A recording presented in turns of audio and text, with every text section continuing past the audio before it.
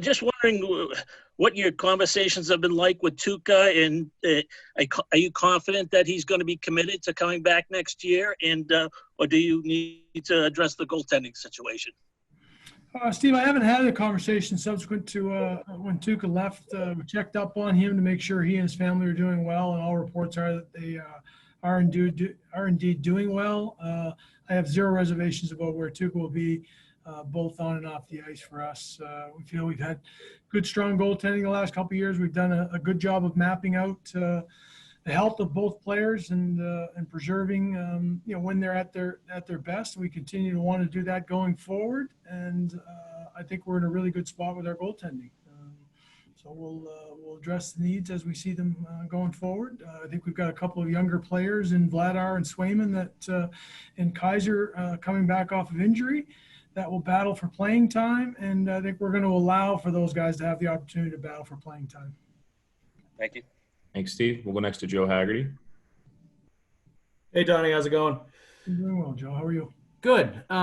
Just curious, in your mind, how big or little do you feel like changes need to be made to just the core and the group you have for next season? And, kind of looking at it a bit of a chunk of a long term here, where you've played the Lightning a couple times in the last 3 years, lost them in 5 games in the second round. They've got a deep team. They've got a young core, younger than your core. And, it would seem like maybe, some changes do need to be made because of that matchup. But kind of how do you view it at this point? Well, I don't want to take anything away from the Lightning's accomplishment against us and where they're at. I think they've earned that placement. And they played better than we did in that particular series. I feel that we have a good hockey team. Did we play our best? No, we did not. We weren't at full capacity as well. And I think playing against good teams in that situation, I think you have to be at both. I think you have to be relatively healthy, and I think you have to play your best hockey. And we didn't. So that's on us. I think we're always looking at our organization and where the transition and where the changes were possible to continue to get better and move forward, as well as plan for the future. And we're, a really competitive team. We had an outstanding regular season up until the pause, and we didn't get back to the level of play that we were at, when the pause happened, and that's on us. For playing reasonably well against a good team in Carolina. And again, you break down the series against Tampa, Joe, and that's the natural reaction for all of us to do, to find our weak spots and where we can, try and get better at. And if you look at game 1, we win game 1. We're a shot away from either team winning game 2. Did not respond well in game 3 to the adversity in the first period. And generally we've been a team that has done that. And again, credit to Tampa for sort of stepping on us when we were down in that situation. Game 4, was back and forth, and Yara probably didn't play his best in that game, but he responded and played very well in game 5, and then it's a double overtime. And again, the margins are small when you're talking about really good teams. I think you had 2 very good teams, and we didn't play as well as the other team. Thanks, Joe. We'll go next to Dan Roach. Hi, Don. Morning, Don.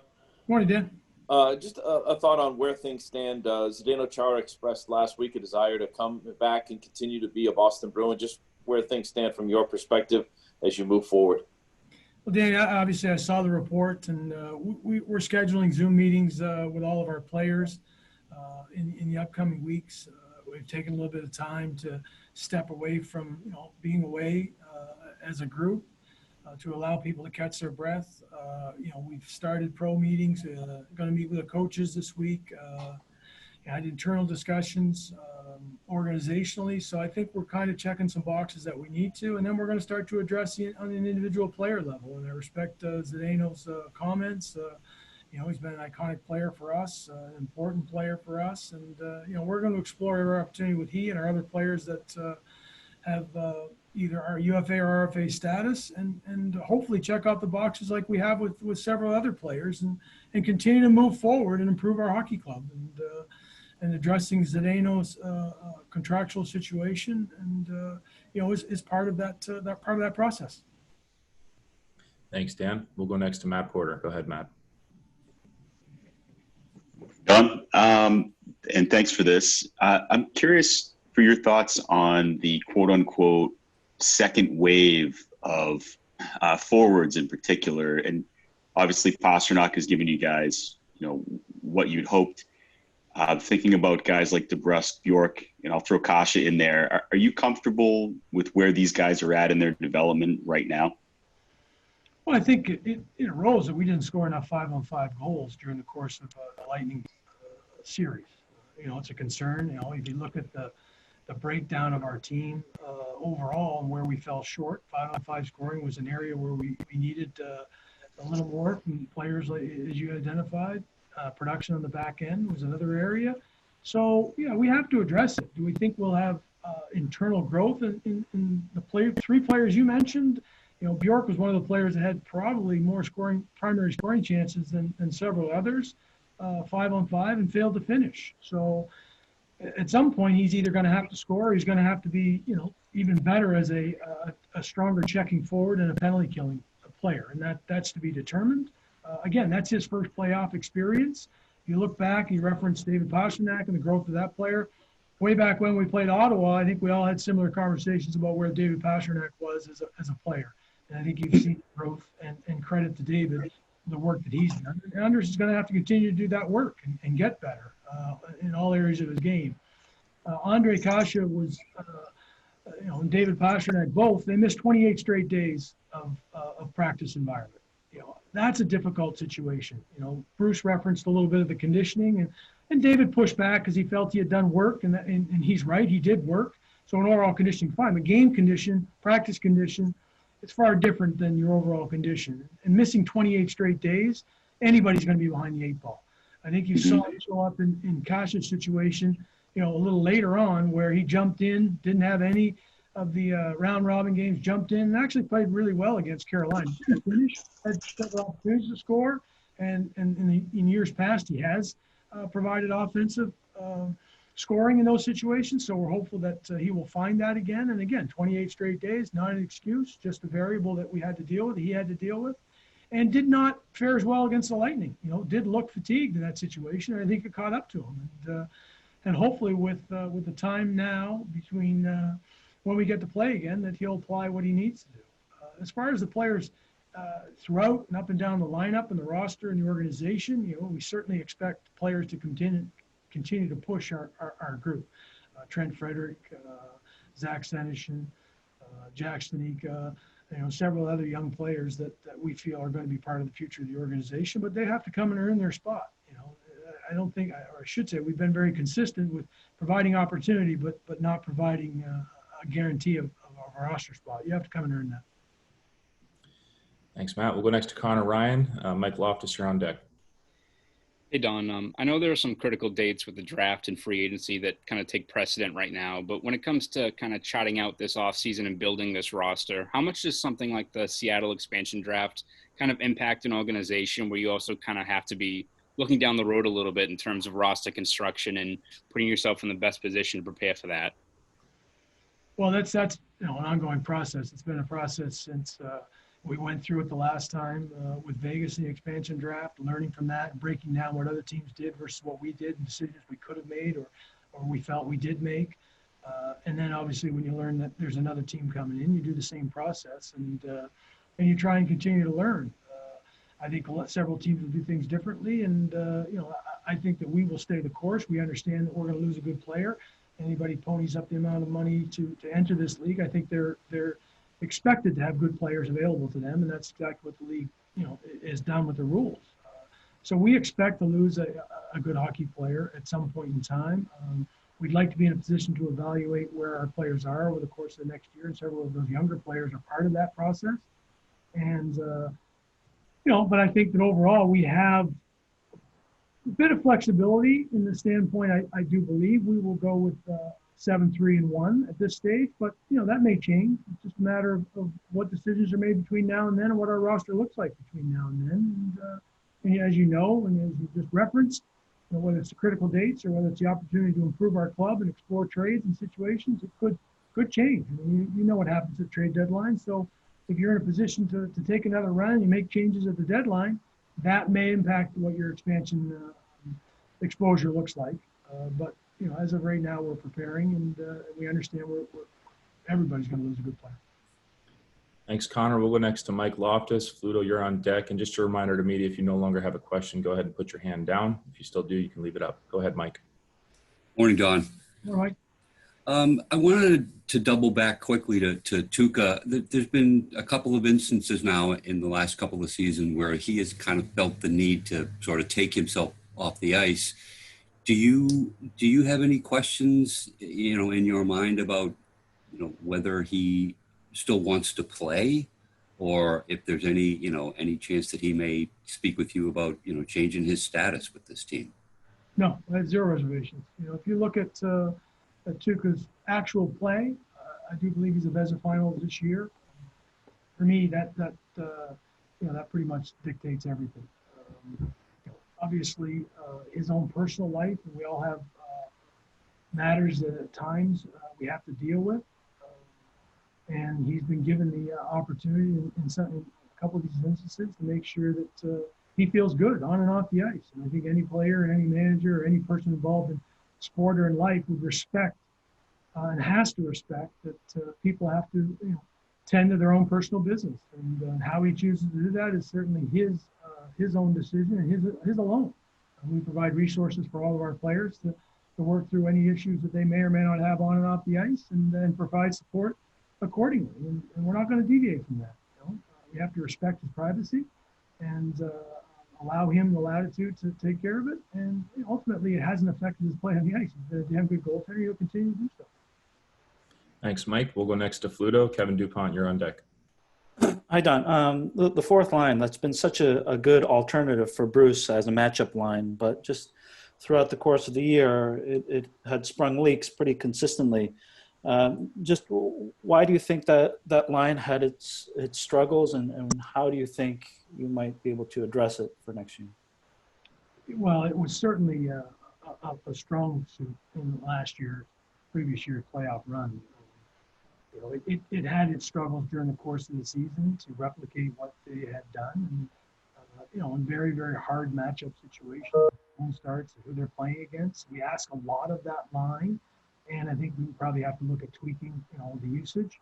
We've discussed that as a group. We're going to continue to discuss that. I think it's, mentally extremely exhausting for players to be put in really, really, disadvantaged situations every time they're rolled over the boards. And everybody has juice from offensive situations, and every player is the same in that regard. So, we expect our players to be able to handle it, and we have to have growth through our lineup. We're trying to tilt offensive situations to different players and give defensive situations to players we feel can handle it. Very, very good Carolina series. And then I think they ran out of gas and Sean got injured. We tried to insert Parr, who had a real strong stretch towards the end of the year with that group. And at times it worked really well, and other times it didn't. Overall defensively, I think our forward group got a little stagnant in closing things off. You saw some leakage, I think, from offensive defensemen or at the offensive blue line take advantage of some of those situations. That's an area of our game overall that we have to look at, as well as the defensive side of things and involvement or lack thereof. So, we're looking at different ways, and certainly some other guys that can provide some energy in situations, and maybe rebalancing a little bit of and the usage, I think, is something we have to continue to look at and understand that those players are put in situations and they're penalty killing guys. It takes a lot of toll. And at times they responded very well, and other times not quite as well as they had the previous year. Thanks, Fluto. We'll go next to Kevin DuPont. Go ahead, Kevin. James Murphy, you're on deck. Morning, Don. Hey, Kevin. A couple of questions around key dates, if I could. The first one being, if I've got it right in my book here, October 9, free agency.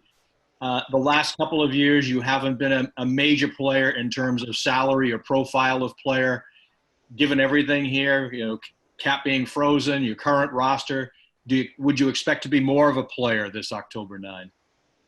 Well, I think that'll depend on whether or not we make any roster moves prior to that. There's a lot of teams that are up against the cap in a flat cap environment. We actually, have the space to do the things we're necessary to do internally. Whether or not we do those or execute those, that still remains to be seen. We're going to explore ways to improve our club between now and that date you referenced, and see what transpires. We're looking to make some changes in our group, and we feel very good about where our overall organization we are and how competitive we are. But we have to. I'm not doing my job if I'm not looking to improve our hockey club on a daily basis without being dissatisfied. I know our group needs to be pushed and have hopefully some internal growth with some players that are coming up on waivers, and they have to have an opportunity to make our hockey club. Otherwise, we make hard decisions. But I do believe the free agency period will be dictated by whether or not we make any transactions prior to that, in and around, prior to the draft or in and around the draft. And just procedurally, given the pandemic and how that's changed everything, no combine this year, what have been the challenges for you organizationally, procedurally, just in terms of getting, people at a table to discuss things? Has it all been by Zoom, specific to the draft and free agency? How much of that world has been altered? Yeah, the in-person and the opportunity to meet in that environment has certainly changed for all of us in every walk of life. But I think we've managed that pretty well and pretty effectively. We've met on an amateur side of things exhaustively in terms of using Microsoft Teams and being very, very regular, being in small groups, main groups, breaking down video. Obviously, we missed opportunities at the end of the year, as all teams did, of seeing critical games, tournament environments, and U18s, and that extra reference points that obviously add layers to every decision making. Relying solely on video in that sense, can be a little misleading at times, but I think we have enough viewings over the course of the year to be able to balance those things out. So we've done an effective job draft-wise. We're well prepared for that. We're in the final stages as we reevaluate our list heading towards the actual draft day. As far as the pro environment, being able to meet with guys again is obviously productive, and it's an advantage when you're in person. You can break into small groups and have sort of ad hoc meetings on the side and such. But I think we've done a really good job of communicating overall and having some similar drawn out discussions. We're a group from a collaborative approach of every voice needs to be heard, and every opinion needs to be heard. In this business, you're paid for really your opinion and experience, and we need to utilize each and every one of us. And what we're seeing, we've broken down for our pre-scout, when we were in the playoffs, afterwards, how other teams. So, we've tried to do an exhaustive approach. We're going to break it down with the coaches in this coming week, and we're going to continue to peck away at the areas that we want to improve at. And, we're not playing, so we have to get better, and we'll attack it as such. But I think we've used our tools effectively, and we'll have to continue to do so. Okay, thank you. Thanks, Kevin. Thanks, Dukes. We'll go next to Jimmy Murphy, and then we'll go to the remaining hands up. We have time for just a few more. Go ahead, Jimmy. Hey, Don, how are you? Jimmy, how are you? Good. Just two questions. One quick. Will there be a free agent interview period, or is it just too short a window to have that? No, that period's been eliminated. Okay, that's what I thought. Second question is, last week, Torrey, he didn't sound too optimistic that he'll be able to return to Boston. I'm just wondering where you stand on that. Do you have more optimism than him, and has anything changed? Well, we haven't found a landing spot. Listen, I respect Torrey. His, supporters from day one when we were recruiting as a free agent, the impact he's made in our hockey club, and I would hope that I'll make the moves to be able to accommodate what he and his family and agent feel he has earned. And I would be the last person to begrudge any player trying to make the best decision for they and their family. And in a perfect world, it's with us. But we know that the world is anything but perfect right about now. So again, I don't have an update on any individual contract level. Torrey's personal voice, he's entitled to say whatever the hell he feels he wants to say. You guys know me well enough that I'm not going to comment publicly on any different contract negotiations, and other than hoping to find a landing spot when I have good players and people that I feel are important to our organization, and Torrey is such. Thanks, Jimmy. Time for two more. We'll go back to Joe Haggerty. Go ahead, Joe. Hey, Donnie, you referenced a little bit just changes you do need to make to your group. How much of that do you feel like is going to be internal growth with the player? And I know this is difficult to gauge at this point, but how much of that do you think is going to be internal growth with your younger players, and how much of that do you feel like is just external things that you may need to bring into the fold that you guys don't have for one reason or another? I don't know what transactions may or may not take place for our hockey club or any others. Obviously, there's been trades that have happened even while the playoffs were going on, which is, again, very unique to everybody. But there's been plenty of talk of teams trying to move pieces around and players to improve their own clubs. And we're going to do the exact same thing, have conversations. I'm pretty aware of what teams are valuing which players on our roster. And so I have to look at it and say, okay, does that mean that we have the internal growth available, to fill that spot? Anytime you look at moving players in and out, you're robbing Peter to pay Paul in the situation. And, we have to understand that, where we have depth in our organization and where we're trying to improve is an area that we have to understand. And there's always exposure and risk associated with that. When you're talking about knowing, generally you know your own players better than somebody else's, but you're trying to learn what the other player can bring to the table and where he fits. And, we did that at the deadline and worked in the Carolina series, didn't work in the Lightning series for us as an organization. Again, we didn't play our best hockey and we weren't at full strength. But it's really incumbent upon me as a manager to try and improve our club. So it's on me to explore every opportunity we have with improving it. There's certain players I certainly want to avoid because they're part of what we are trying to accomplish right now and in the future, and we'll try to do that. But I have to continue to improve our club. Take today's final question from Matt Porter. Go ahead, Matt. Thank you very much. The Mike Loftus spot. I wanted to know, and I know with respect to what you said a minute ago about individual players, thinking that Kevin Miller might be a different circumstance right now, do you have optimism that he's going to continue his career and that he might do it in Boston? What is his status? I have optimism that Kevin will do everything possible to be healthy in order to play. I think he has the desire to continue to play. He's had a very painful injury that has taken much longer than any of us had hoped, most important than what Kevin had hoped. But he's worked so incredibly hard. I know he'll continue to do that to give himself the opportunity to play in the NHL again. And, I haven't explored whether that's with us up until this point because we've engaged in where his health is at, both mentally and physically. And in the upcoming days and weeks, then we'll reach out and find out ideally where he is at, where he fits in. We have some we have some depth and we have numbers that we have to kind of piece together, whether or not we move players out in order to bring Kevin back. It's something we have to explore. We think the world of him as a person. I think we missed him over the last couple of years, certainly in the playoff environment and what he brings to the table. Just a tremendous competitor, a tremendous person, and we wish him nothing but health first and foremost, and the opportunity to play again.